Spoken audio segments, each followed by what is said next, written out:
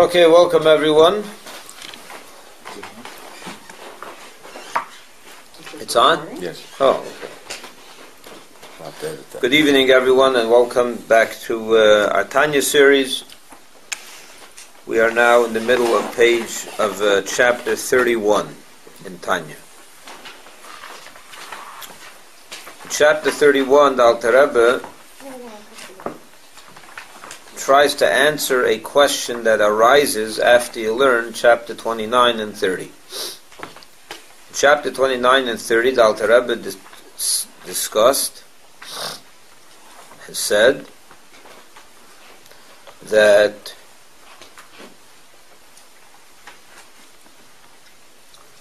if someone has a problem where he has a dull heart,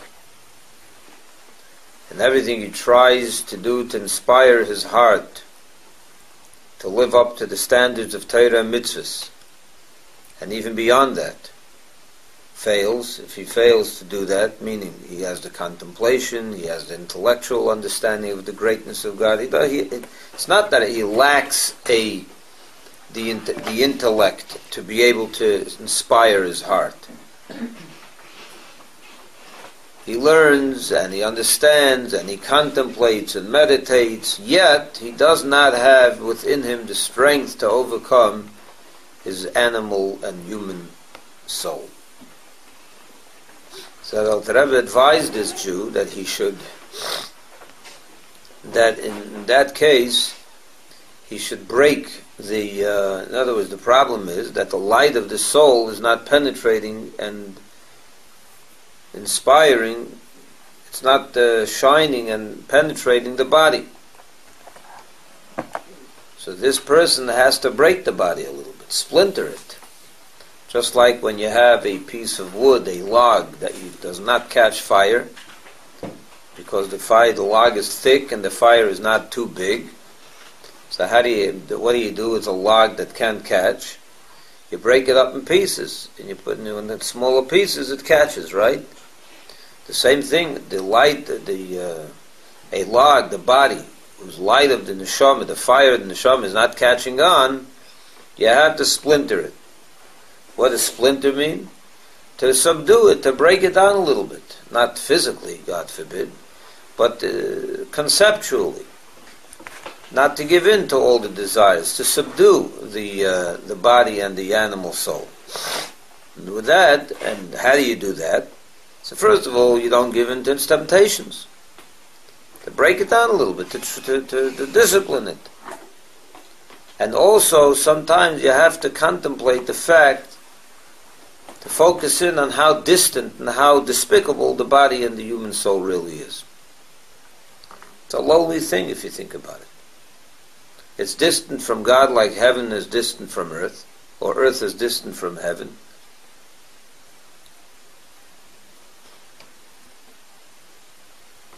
And in chapter 30 it said that a person should also contemplate the fact that he's actually the lowest of all beings in the world. Everyone else is better, as high as he should be humble before all people and really believe that. And he said, he gave the method of how to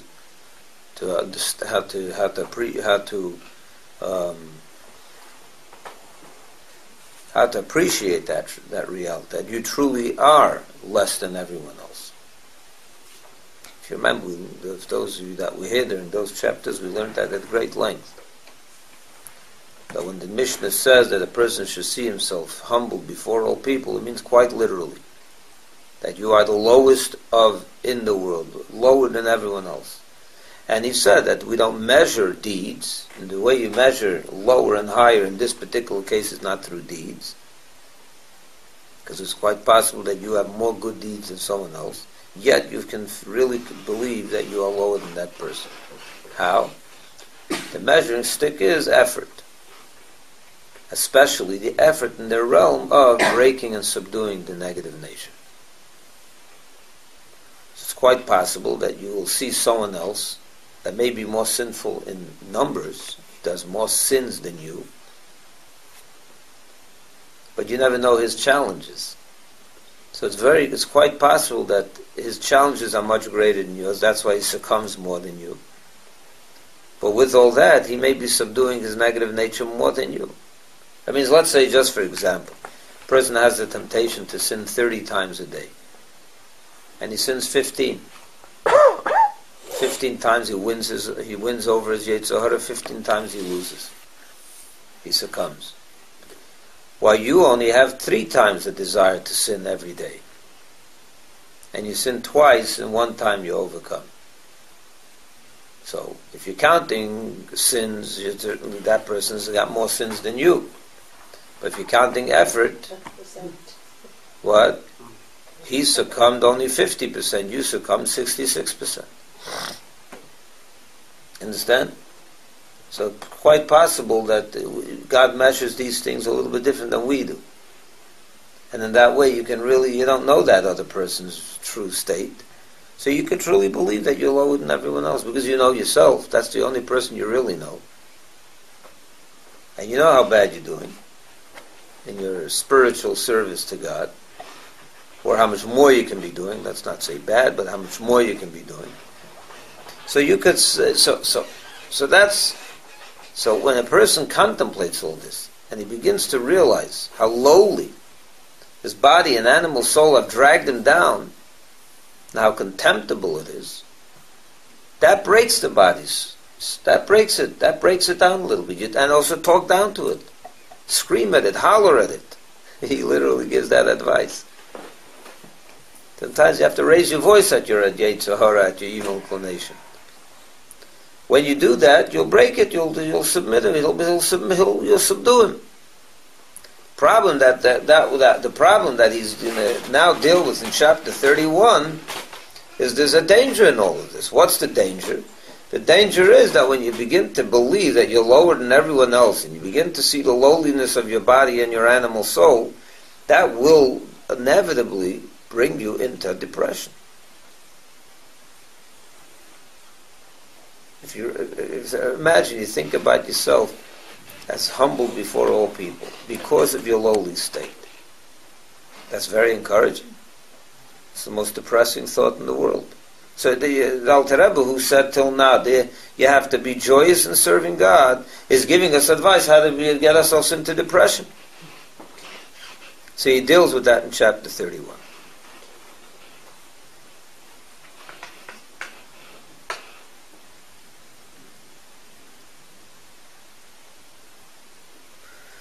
First thing he says is that this type of depression that will come from this is a depression that it's not the end of the world. Why? Because he says at the end of the day, what are we trying to do?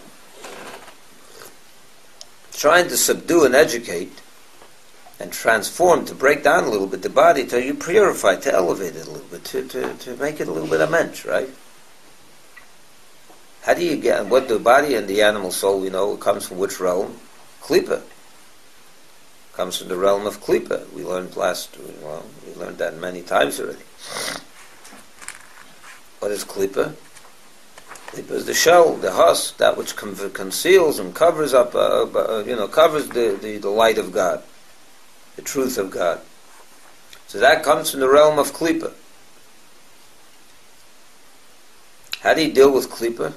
How do you fix Klipa or deal with it?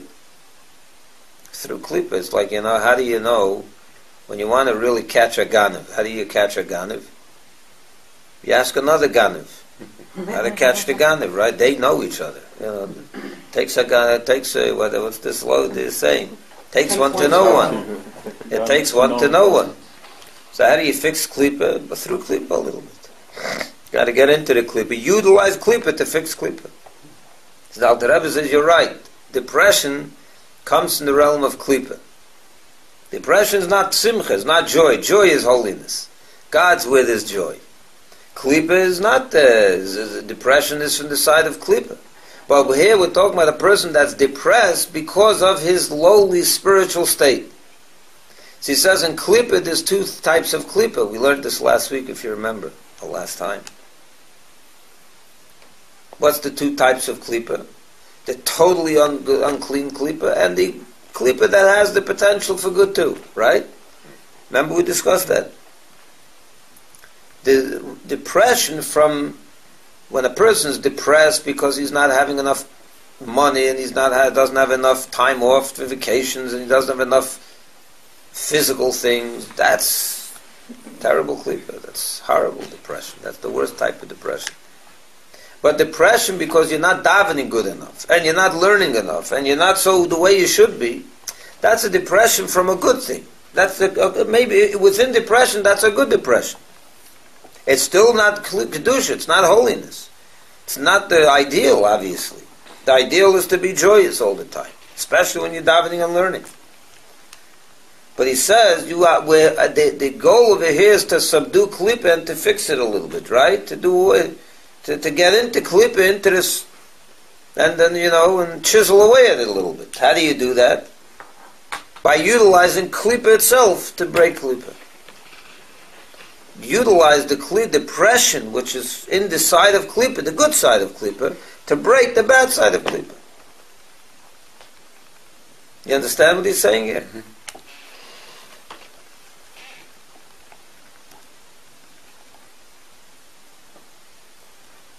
Where are we? All right, this is on page 139. We'll start from nevertheless, okay? Yeah, that's what I think we need.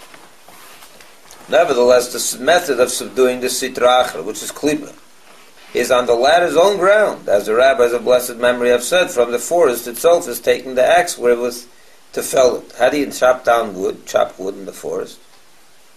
With another piece of wood. How do you chop down klipa? With klipa. So sometimes you got to get into the enemy ground, into the enemy territory to get rid of the enemy. So he says this type of depression is what we're talking about. This could be worse, not the end of the world. And then he says further, and he quotes another statement of the sages in the Talmud, and he met his equal. Takes one to know one, right? With regard to this, it is written, in all sadness there is profit. In every depression, sadness, there will be profit. He's talking about this type of depression. Depression that comes out of the contemplation that he discussed in 29 and 30. From that depression, nothing, there'll be some benefit. In other words, what does it mean when you say in every depression there will be some benefit? It means in depression alone there's no benefit. But there's an outcome, something good comes out of it. You're right. And that's exactly what we're saying. Depression itself is not a good thing. It's klipa. But from that will come something good.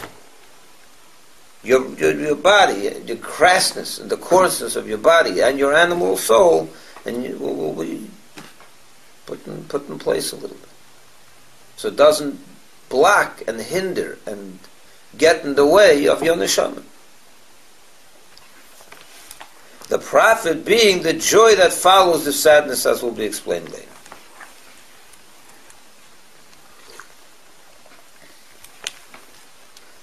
Now the Alter Rebbe is saying, in truth, the feeling that you will have as a result of contemplating the lowliness of your body and your animal soul that he discussed in chapter 29 and 30 will not lead to depression at all. He says, I don't call that depression at all. What is it called? Merirut. Merirut in Hebrew is called bitterness. Maror, right? Like bitter herbs. You feel bitter. What's the difference between a person that feels bitter and a person that feels depressed? Can anyone define the difference? I would think bitterness has an anger where you want to... No, I'm not saying you're not angry at anyone. No, but a bitterness versus just a regular depression, right. A bitterness has an anger that would spark you to do... To motivate you. I don't know. You're right. I don't know if the word is anger, but it does. It has a bitter person is a person who's still alive. Whereas a depression... There's life there. If you're really depression is there's no death. There's no life there. It's lifeless. Bitterness is life. He explains it a bit. Let's see in his words. In truth, however, a contrite heart and bitterness of the soul because of its remoteness from the light of the divine countenance and its being clothed in the Sitra Achra, are not called Atzvus, dejection or depression in the sacred tongue. For Atzvus, depression implies that the heart is dull like a stone and is devoid of vitality. But in the case of Merirut, bitterness, and a broken heart, the contrary is surely true. There is vitality in the heart, fermenting, agitation, and bitterness. This is a living person. He's alive. He's upset with himself, but he's alive. Except that this vitality stems from the attribute of the holy Gevurah, severity, whereas joy comes from the attribute of kindness. They're both in the realm of holiness.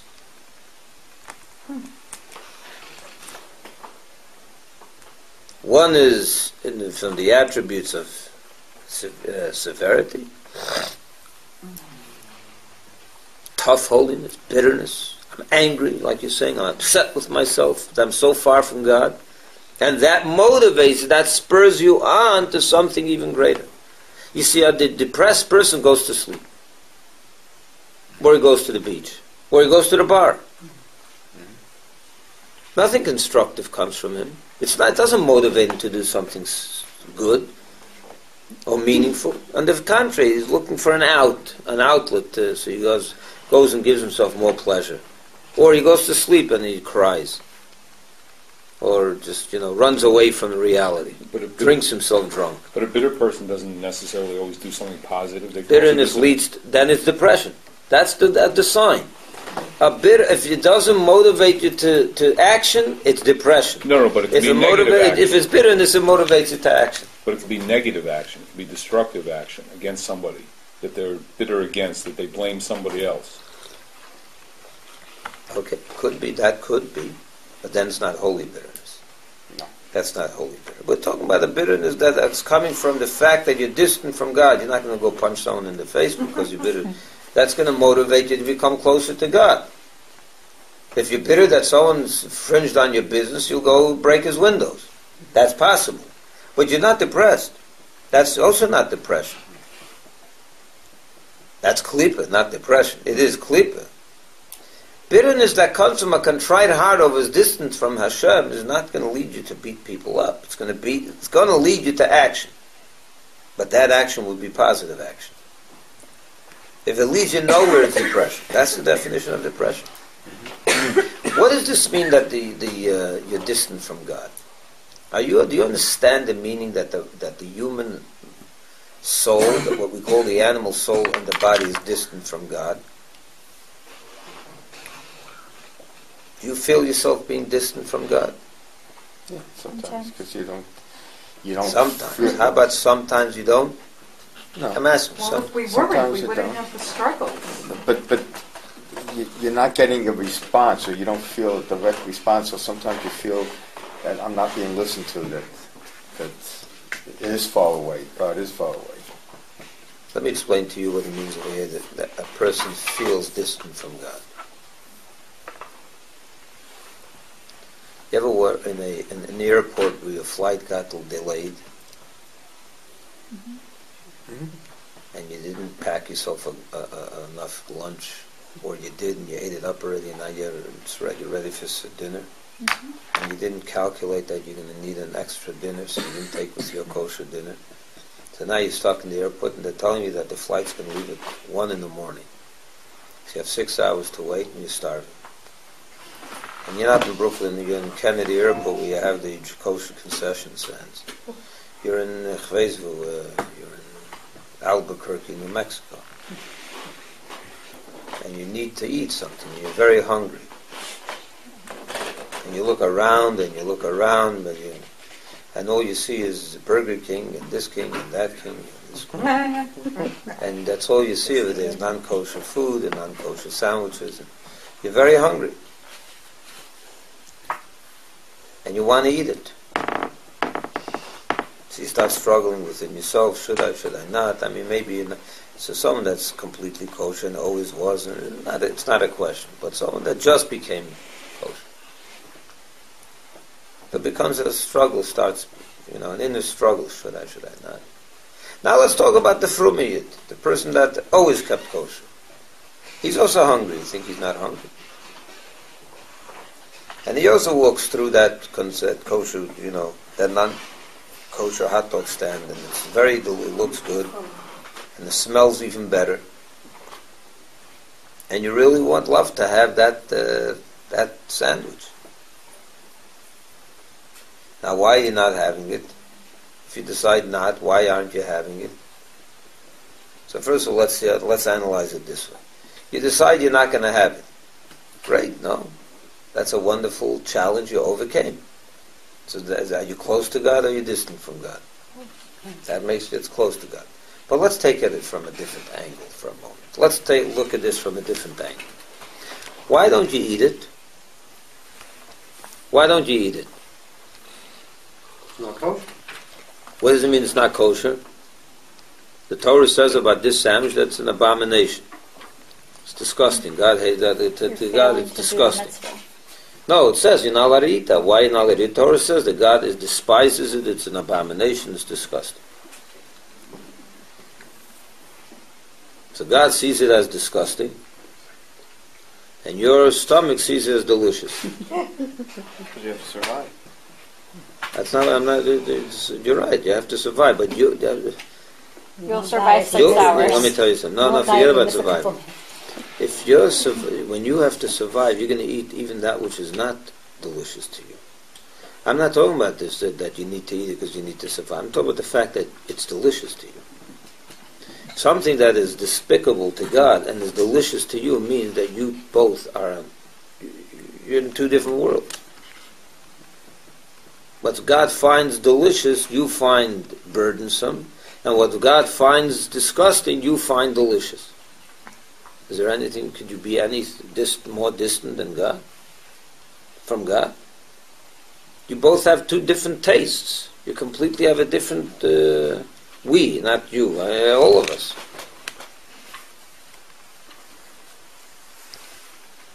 So I'm talking about even a person that does only mitzvahs. The Beinoni, he never sins in his life. We're talking about the Beinoni of it, you understand? We're talking about the Beinoni of it. He never sins in his life. Always overcomes his struggles. He never succumbs to his Yetzer Hara, to his evil inclination. So if you saw a Beinoni, you ever see a Beinoni in your life? You never saw a Beinoni in your life, probably. I did. When you look at them, if you saw a Beinoni, a person that never sins in his life, he utilizes all his time to do good things. Never negative. Doesn't think a negative thought, doesn't speak a negative word, doesn't do a negative deed. This is a person that looks to you like he's far from Hashem. You couldn't get any closer. Right? Mm-hmm. But the Beinoni knows that he is as far from God as heaven from earth. Why? Because you're right. He's doing everything right. His behavior is very, very in line and very godly. But his inner self, his inner character, if you will, or nature, his inner nature, is so far from God. Whatever God finds exciting, he finds burdensome. Whatever God finds, not everything, but a lot of things. He doesn't hate what God hates. In fact, he loves what God hates. He won't do it because God doesn't want him to do it, but he does. He can relate to it. His heart is attracted to it. The fact that you are attracted. Let me give you an example for this, so you can drive the point home. You all had a mother and a father. Your mother likes education, that you should be educated. She wanted you to be kind. She wanted you to be healthy. She wanted you to be motivated. She wanted a lot of things for you. Could you imagine a son or a daughter who says, Ma, you want me to be educated? I have no interest in education. Nothing. I just want to play Nintendo. Or when I'm older, I just want to go to the beach or to the movies or wherever. I have no interest in what you have an interest in. And she said, how about being a nice person? I'm not interested in that. I just wonder, what's in it for me? Imagine. And then she tells you, how about being motivated to go do something positive in this world? None of that. I have no such interest. But she said, but I'm your mother, so do me a favor, just enlist me to college. All right, for you, I'll do it. And just be nice to your neighbor. Just help that person with his groceries up to his apartment. Ma, you want me to do it? I'll do it. I find it boring. I find it uninteresting. I don't like this at all. But if you want me to do it, I'm going to do it because you're my mother. Is this person close to his mother, or is he distant from his mother? This is as far as he can be from his mother.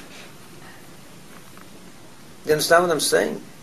He's doing everything his mother wants, but the inner nature of this child is like, the mother's in America, he's in Australia. They're in two opposite ends of the spectrum.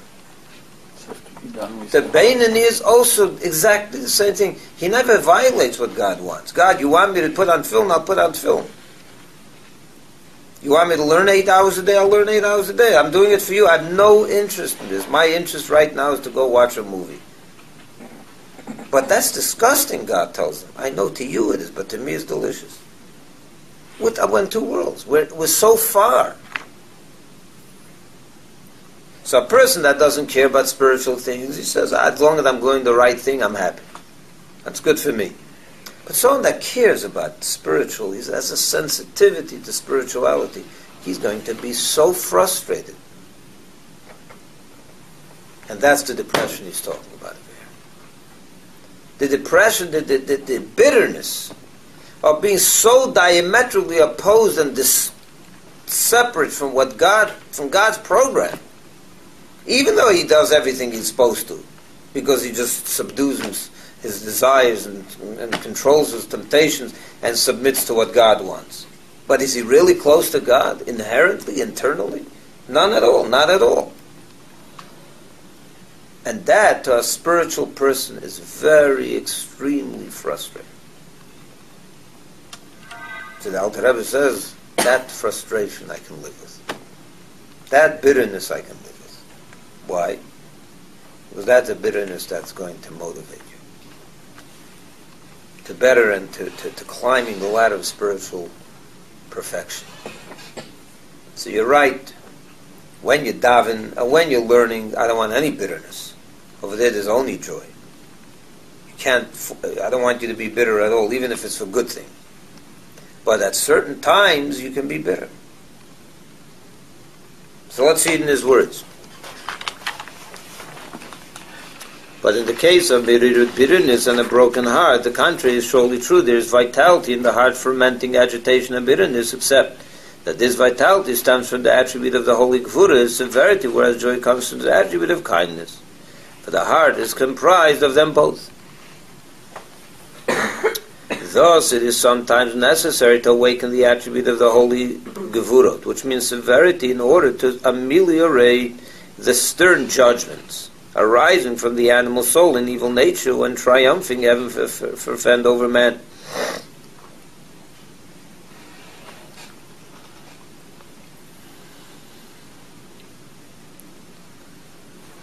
The animal soul and everything that comes from it is also severe.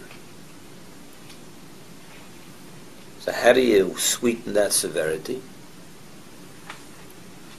Right? That's what we're trying to accomplish here. Only that their sore, where are we?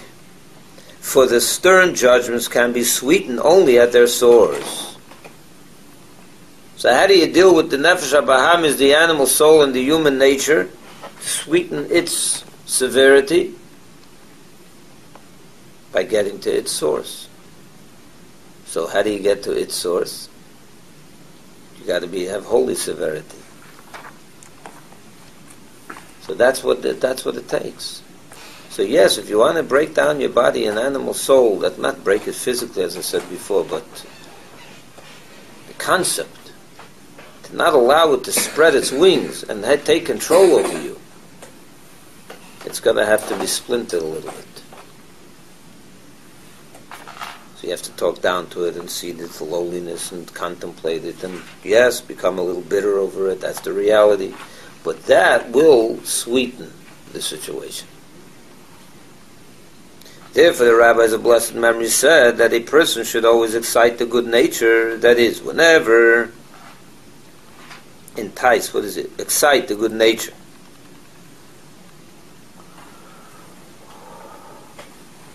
That is, whenever he perceives in his soul that he is in need of it. It means when you see that you have your godly, your human nature is that strong that it's getting in the way of your ability for your soul to take over, so you have to do that. You have to excite the good nature over the negative nature and bring it down. But the propitious time, which is the time specifically fitting for the majority of people to do this, is when one is in any case troubled by mundane worries. Oh, you see what he says? Or simply without apparent, or he's troubled without a cause. Sometimes people are just not in a good mood, not because there's anything happening bad in their life, but especially when something's not good happening in your life. So you are depressed anyway. You're down anyway. So those are the times that you utilize your negative, your heavy feeling for the right reasons. Right? So for example, you're having a bad day in business, a bad month, or someone is not well, you're not well, or some family member is not well, and you're not happy about it. So you have reason to be upset. So you're upset. So the Alter Rebbe said in chapter 26 that there's no excuse to be depressed. And he explained it at great length, why. But the Alter Rebbe said, you're depressed anyway. Utilize that depression, and so now seize the moment of that depression and translate it into make the depression for good things, for your spiritual negative state. You're there anyway, right?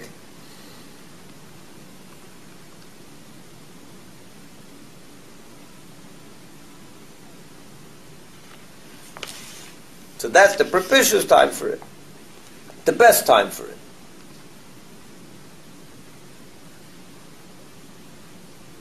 And although he continues, I skipped a page. Then is the appropriate time to transform the sadness by becoming one of those masters of account mentioned earlier, and to act on the counsel of the rabbis constantly to excite and so on, as has been mentioned above. So when you're already down anyway, so that's a good time to contemplate the loneliness of your body and your animal soul and be of the masters of account. What does he mean by masters of account? Those that do this spiritual accounting, this contemplation of your lowliness, and you're taking stock of yourself. And also that's the time that maybe you should scream at your Yetzer Hara a little bit. That's the time to do it. You're down anyway. Let it be for good reason. Turn it into something positive. Thereby will he rid himself of the dejection occasioned by mundane affairs. It'll be a benefit from two ways. First of all, you get rid of the depression for what you shouldn't be depressed about. And you'll be depressed and bitter about those things you should be bitter. And it'll help also to subdue the body and the negative nature. So you got a double header. You got you kill two birds with one stone. You transformed negative depression into good depression, and that helped you subdue the negative nature.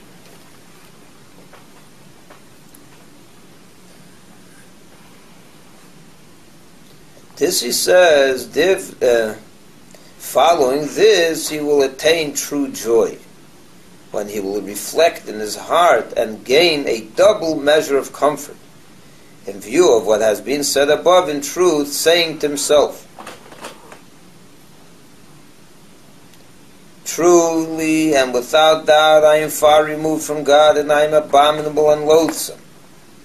Yet all this is myself alone.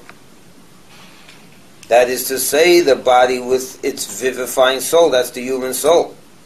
Yet there is within me a veritable part of God, a neshama, a godly soul which is found even in the most worthless of the worthless, which is me. Even I have a godly soul, namely the divine soul with a spark of veritable godliness, which is clothed in it and animates it, except that it is, as it were, in a state of exile.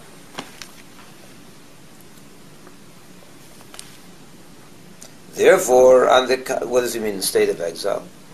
The neshama has enclosed itself in a body and in an animal soul, in a human soul, which we call the animalistic soul.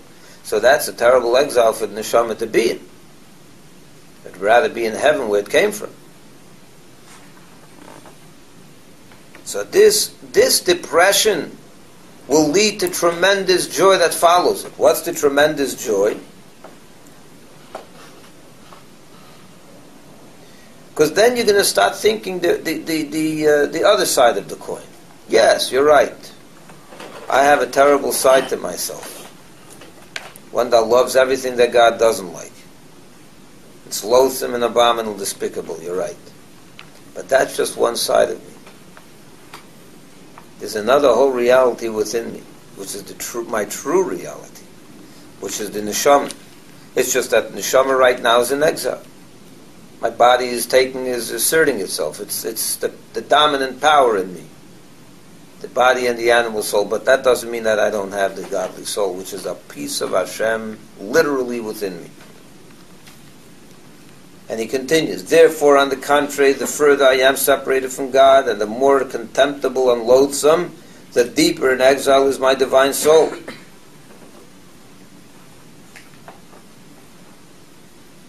Right? And the more greatly is she to be pitied. Therefore I shall make it my whole aim and desire to extricate her and liberate her from this exile, in order to restore her to her father's house, meaning Hashem, as in her youth. It's a metaphor for her. Before she was clothed in my body, when she was absorbed into his blessed light and completely united with him. This is when the neshama, before it came down. It was in her father's house, right? It was close to Hashem, one with Hashem. Now, what happened? Hashem plucked her out of there and put her into me, into this body, this loathsome and despicable body.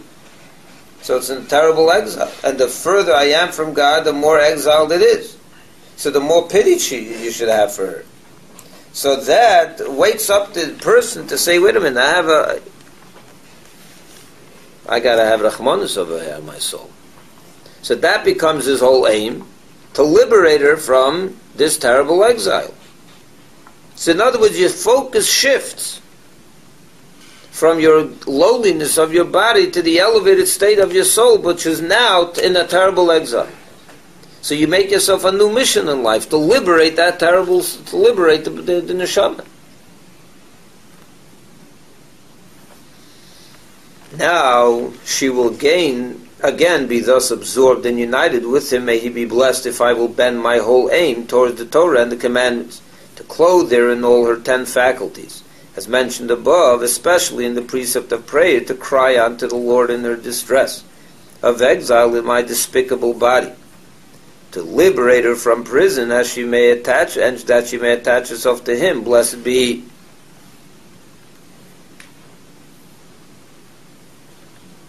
Do you understand what he's saying over here? Yes or no? Ken? אתה מבין? I'm in different world, Rabbi. What do you mean? Huh? What does that mean? My thinking is totally different. What do you mean? What's different? Huh? I don't want to bring it. I think totally. But do you understand what he's saying here? That's my thought were in a different ocean. Okay. I didn't ask you if you agree. I asked if you thought, if you understood. You see, excuse me, I have a question for your question. Yeah. The end of the road is the 613 mitzvot, right? Or I'm wrong? Yes, for sure. Right? Big part of it. Which 365 of them are negative. It's not only it's not only the 613 mitzvahs. You see, that's okay. It's not. Okay. Because you could have a person that fulfills all the mitzvahs, but then he's still completely separate from Hashem in a certain way. What's the certain way? So I'll give you an example. Yeah. How many mitzvahs do you have to do on a day like today, Monday, April 30th? You wake up in the morning, you daven, you put on film, you say your morning blessings, your prayers, and you eat only kosher, and then you daven mincha, and then ma'ariv, count the Omer, another mitzvah, you learn Torah. You could be. I'd say that today, if you take about 3 hours, you can fulfill all your godly obligations for today. In 3 hours, you can fulfill all your godly obligations. Right? 3 hours a day. 3 hours today. Today, within 3 hours, you can fulfill all your godly obligations for today. What are they? To daven three tefillot takes you an hour and a half, let's say, if that long. That's if you're davening word for word.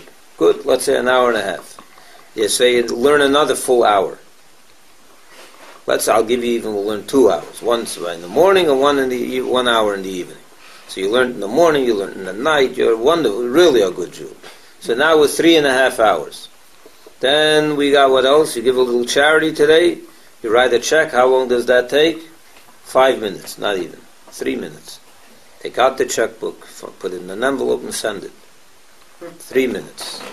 What else do you have? What all other mitzvahs do you have today? Help another Jew. I give you That's tzedakah. That's tzedakah. What are the obligations of it? So 20 hours are left for you. Okay. Do you understand? There's 1 second. Let me finish the thought. I apologize. 20 hours are left for you to do whatever you want, and you can do whatever you want as long as it's not sinful, obviously.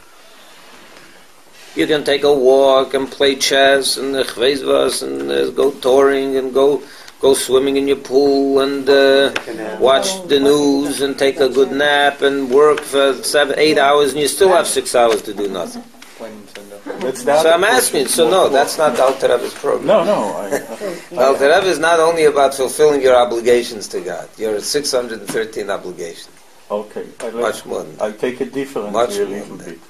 Let's say you see, you have a friend that you feel he making all the mitzvot, and do you have any friend you're in a more high holy place than me? So in your circle, do you feel you have a friend that the Shechina he feel he have the Shechina of God on him? I don't know. I don't have friends that feel the Shechina. They have the Shechina on them. Isn't that the ultimate? I don't raise a charum to have God Shechina on us? Isn't that the ultimate? I deal with regular people. And people that tell me that they feel the Shechina on them, I kind of I turn the other way. Not my kind of guy, right? I try to identify the people like myself. Wasn't that the goal? I once had a friend in yeshiva.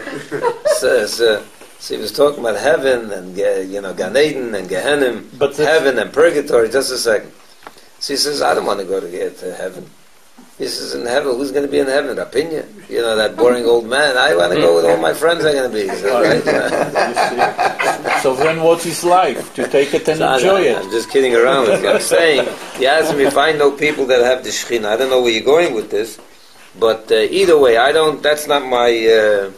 the Alter Rebbe's program is a very different program. The Tanya is not about doing good versus bad. It's not. It's not. It's about being godly. That's a whole different thing. That's you. It's about being godly all the time. It's also perspective. If you take King Solomon, that he wrote 2 books, Mishlei and Kohelet. Yeah. It's in 2 different ages. Right. It's totally 2 different things. If we will take Kohelet, Hevel Avalim, Akol Hevel, we will do nothing in our life. That's not true. And then you misunderstood the meaning of that statement. Yeah. It means that you have to do, It's all hevel avolim means that it's vanity. Of vanity. If it becomes your own, if that becomes your goal, if it's self-centered, is giving tzedakah vanity? Do you think King Solomon said that giving money to charity is vanity? No, but he said... He was saying that buying a new car is vanity. Right, because at the end he say, compared to the Exactly. universe, we are even not living here Not for only a that, coma. not only that. That's not only what he's saying. He's saying even if you are this big thing compared to anything, you're not the issue. You're not the goal here. He's talking about exactly. Alter Rebbe articulates King Solomon's statement in more words. He said, "Why is it hevel avolim vanity? Because it's anything that's self-centered is vanity, pure vanity. Because you're nothing. There's only one true existence in this world, and that's God. So a person that compartmentalizes his life and says, I'm going to dedicate 6 hours a day to God, and the other 18 are mine. This is not a Jew. That's not what the Alter Rebbe is all about, what the Tanya is addressing. That's not a Beinoni. That's a godly Jew. Maybe that's a good Jew, but not a godly Jew. The Alter Rebbe is addressing a different kind of life dedicated to Hashem. There is no me. The minute you say there's my time and God's time, then you're an idol worshiper. You're pure idol worshiper. You're idolizing yourself for 18 hours a day. So you're right, 6 hours a day you dedicate it to God. But the other 18 hours, that means there's a God, and there's me, and there's a world, and there's a whole, By the Alter Rebbe, there's Achdus Hashem. There's only one thing in this world. There's only one Metzius, one existence. Everything else is an extension of that. So the minute you say, I have my time, I'm not doing anything sinful, but I'm doing something that self-motivated, self-centered. It's tantamount to idol worship. You've denied the truth that there's only one existence. Now you don't exist. There's no such thing. 18 hours a day for you. What's this you? Where did that come from? Well, So that takes tremendous dedication. To 24/7 be dedicated to Hashem takes tremendous. You think everyone's neshama is so powerful? How hard your body's fighting against that attitude? The body doesn't care if you daven an hour a day, believe me. Your animal soul does not care if you daven an hour a day. The animal soul will be very content if you said to it, you know what? Let me dedicate 4 hours for Hashem and you got the other 20. He'll be so happy. But you're telling the Beinoni is telling the animal soul something very different. The Beinoni is telling the animal soul, there is no you. I don't have a minute for you. There is no minute for you. I'm not giving you 1 minute. The animal soul says, but I need to eat. He says, the neshama says to the neshama, we'll go through this. The neshama says to the animal soul, the neshama also needs to eat. I'm not eating because of you, I'm eating because of myself. If I want to do mitzvahs, I need to eat. I need a healthy body. So I'm not eating because you want me to eat, I'm eating because I want to eat. So the animal says to the body, give me something. Nothing. I'm not giving you anything. You don't exist. What do I mean you don't exist? Your whole existence is to serve God. To serve yourself. There is no self. Now this is a very, very different kind of religious experience. If you want to call it religious, I don't like calling it religious because it's not. It's godly. Not religious, it's godly. I don't like religious people, you know that. No, I'm serious, I like godly people. Religious people, those are religious people. I dedicate my hour to shul and now I go play golf. That religious person. He has his religious dedication. It's not about religion, it's about God. Listen carefully, Barry. It's about God. No, the point is golf could also be a godly experience. You think golf can't be? A little harder, but it could be. my point is that chapter 29 and 30, chapter 29 and 30 is addressing not the religious person. The religious person doesn't even think about these things. Because he's very content with his life. He went to the minyan, and he gave charity, and he dedicated even another hour to God, beyond the call of duty, checked everything off, exactly. And if you look at the checklist, it's all checked off. But he's a rotten, despicable being. Why? Because he loves he's into himself. The majority of his day is into himself. I don't mean this as a general statement for all people. I don't misunderstand what I'm saying. Religion is not the issue here.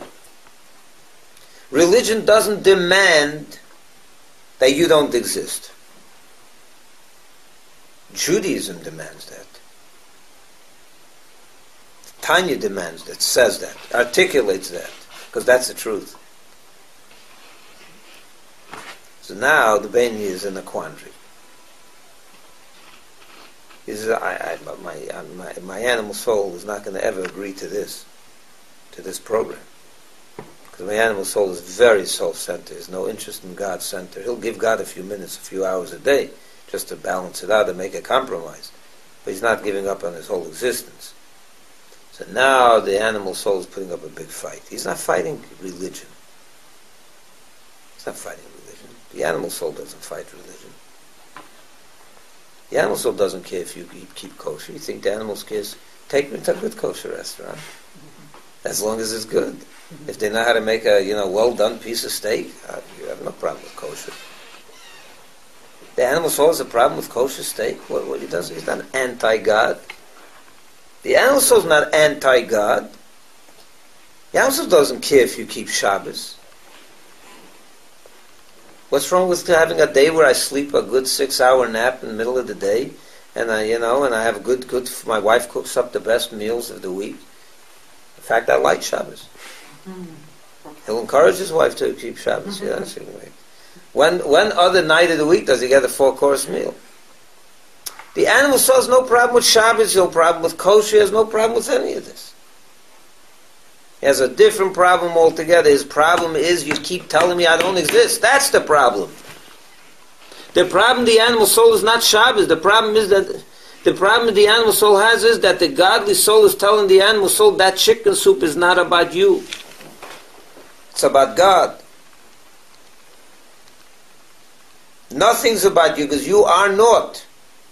The animal soul that does not want to hear that. Now there's a real fight beginning. Now the Beinin is not, that's the real struggle.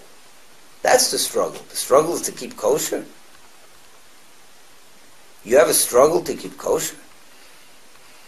Man, what's the big deal? You keep kosher. It's such a hard thing to keep kosher. Yeah. Nah, it's not such a hard. Ask people you that keep kosher. You have to eat at home all the time if Ask you live people here. That keep kosher. Where it's not a hard you go to buy thing. kosher, you have to run to sunrise. Let me tell you something. That's nonsense. That's not a hard thing to do. That's not a hard thing to do, to keep kosher. Since when is keeping kosher a hard thing to do? Half of Publix is kosher. Well, if you become vegetarian, then forget about vegetarian. Half of Publix is kosher, and if you can't buy it in the Publix, you're 10 minutes away. You have kosher. You're so lazy. That's also a hardship. To get into your car, drive 10 minutes. That you're going to consider a hardship. Then you push the spoiled brat. That's a spoiled brat. That's not that. You can. That's what we're dealing with. A person that has a hard time driving 10 minutes. Where are you having? Yeah. That's not the hardship of life of a Jew. That's the hardship of a Jew. The hardship of a Jew is that even when you keep kosher, it's not about you. That's the problem. So how do you deal with it? What do you do with your animal soul? When you there's a real nudnik in your existence that you keep telling him I don't exist, and he keeps telling him I do exist. So you have to break it down. You have to deal with it. You have to subdue that. You whip it. That nature that keeps telling me I do exist. I want good food because my stomach wants it right now. And I want good kosher food. I don't care if it's kosher, but good food. Just serve me a good meal right now. Smells good, I want it. It's just good to my palate. and you say, no, that's not what this is about. That's the struggle. That's the struggle. The struggle is to drive 10 minutes to get kosher steak. That's the struggle. The person that finds that a struggle is a spoiled brat. Can't drive 10 minutes. What are you, such an egotistical maniac? God wants you to drive 10 minutes, you say no. I mean, that's already a whole different thing. That shouldn't be our struggle. That should be our struggle. The struggle of the Tanya is a whole different one. It's not about keeping kosher. That's a given. Who doesn't want to keep kosher? Not about davening either. It's not about davening either. Of course you're going to daven that half hour, the minyan. It's a problem to go to the minyan. That's an obligation. You have no choice. The struggle is beyond that choice. The struggle is, do I exist as an independent entity or not? That's the struggle. The Alter Rebbe says God is one, and your animal soul says no, there's two. Him and me.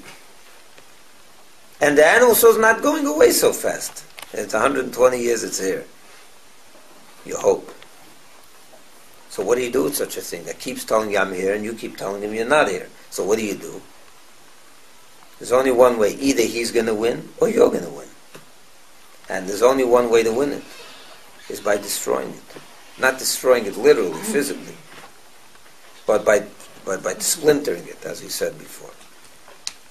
To Pasha, subdue it, to break it down a little bit, to lower its ego, its feeling of importance, by talking down to it, doing what he said in 29 and 30. That's a real depressing thought. When you begin to realize how sickly you are, how despicable we are. What's one level below? You never felt this way, huh? What's one level below us? The animals, right? You imagine the animal going no, and the saying, animal's not a we problem. shouldn't be animals. No, they are. The animals should be animals. When a human is an animal, that's a problem. When a human acts like an animal, that's a problem. You can keep kosher and be an animal, you know that? I've seen people. Of course. My brother told me a story that there was in Costa Rica. He lives there, so then 20 years ago they didn't have their own kosher shchita. So they had to import all the meat. Kosher meat, they had to import. So there was one time, there was a thing where they couldn't bring in the meat. For a month or two. There was no meat, no kosher meat in Costa Rica. So all those people that kept kosher did not have meat for 2 months. Finally, they opened up, the problem was solved in the border and the customs, whatever it was over there. And they finally brought in meat, and it was, the steaks came and they did lamb chops, and it was, it was a happy wedding. So he tells me he knows there was a guy with it that he ate so much meat when it finally came, he couldn't get off his seat. He was so fashed up that he could not stand up. He was so full of meat. He ate so much. He kept kosher. Tzaddik, right? It's not that's not tzaddik. You can be an animal and keep kosher. It's not about keeping kosher. It is about keeping. Obviously, that's the mitzvah. You have to keep kosher. But I'll give you an example. Let me give you an example. Let me give you an example. You're in a marriage, yeah? In a marriage. A husband or a wife, maybe you should take off the I just want to illustrate this to you. Oh, it's okay. A husband or wife either one has a terrible desire to always not be faithful. Their mind is with other people. Yes. Terrible thing. I will admit. Terrible thing. No, they're constantly interested in other men, other women. I'm serious, but they never do it. They never do it. They say to themselves, I'm married? Never. So your husband tells his wife one day, the last 10 years, every day I walk out, I have this terrible draw to other people. But I never did it. So she's going to clap her hands for him? Absolutely. That's a relationship. This is a normal relationship. Oh. This is a normal husband. So that's what the Bain is thinking. For the last 10 years, I'm keeping mitzvahs, I'm keeping the basis. That's a given. You don't cheat on your husband. But where's my mind? Where's my heart? Oh my God, I'm so far. That's what we're talking about. It's about keeping kosher. So you didn't cheat. You didn't eat treif. But your whole heart is in the Burger King. That's all you want all day. You say married. So the Bain is terribly frustrated. What kind of a Jew am I? I'm married to God. This is a marriage. This is a marriage? This is despicable. What kind of a husband is this? What kind of a wife is this? All day long he's thinking about someone else. And you're happy, you're proud, I kept kosher. Everyone clap your hands for me. I never violated a relationship. It's a chazir. That's a chazir. A relationship is not only what you do. It's primarily what you do. Yes, if you're not doing the right thing, then the whole thing breaks down. Then the whole thing breaks down. But even if you don't do anything wrong, you're looking at your wife and your mind is with someone else's wife. That's a relationship. That's a normal husband. That's a normal husband. But I didn't do anything wrong. You know what? Your whole existence is wrong. Your whole existence is wrong. And the Beinin knows it. So if you're not a sensitive person, so as long as I'm a good person, I can check it off. I took out the garbage today, I took out this, and I did this, and I bought her a present, and I'm okay. And I smiled at him and I said, honey, 4 times today. These superficial things. And when I walked out, I gave, we exchanged a hug and a kiss. It's a joke. That's a relationship. But my mind and heart is with someone else. Could you imagine this? I will talk with my wife about it. I wouldn't.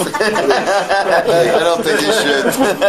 That's the Jew. This is our story, my friend. That's our story. You know what? Now the Rebbe is laying it out. That's our story. Our heart and mind is elsewhere.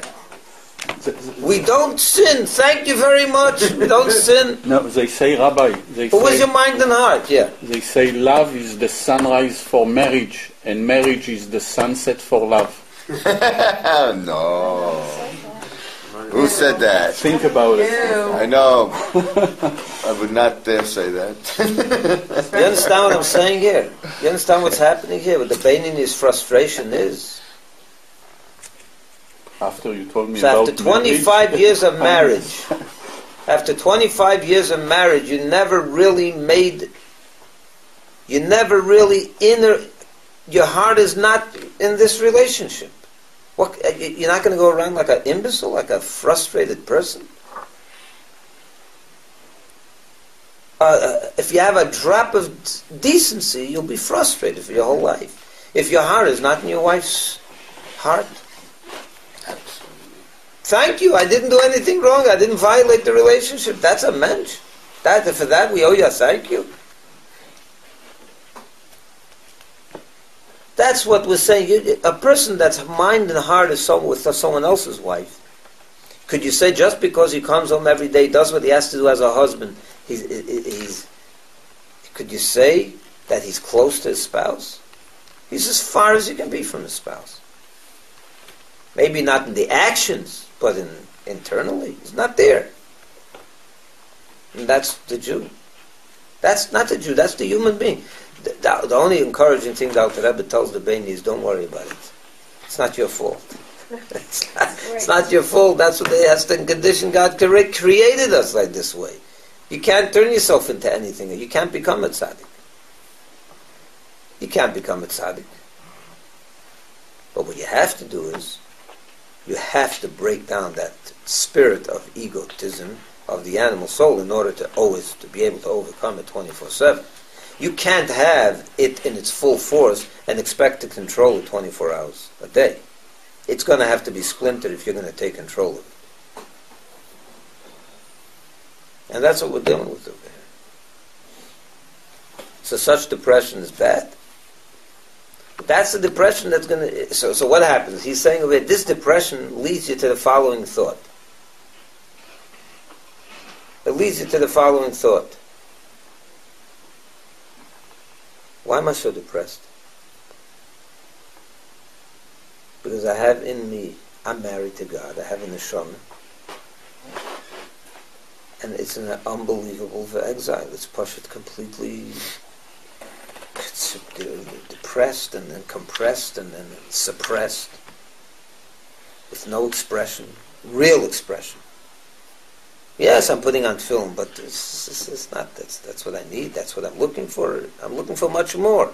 I'm looking for the godly soul to really penetrate my heart. So it's a terrible exile. So what's the feeling then? I got to get it out of exile. I got to change this. So although I'll never be able to get rid of my animal nature, but I'm going to be able to at least bring out into the open my godly nature. It's going from the slavery of Egypt to the slavery of God. It's not slavery of God. I don't say it's negative. It's not negative at all. I don't say the ultimate liberation. It's the ultimate liberation. Slavery. No, it's not. This is the ultimate liberation. Oh. It's the ultimate liberation. He's going to talk about this.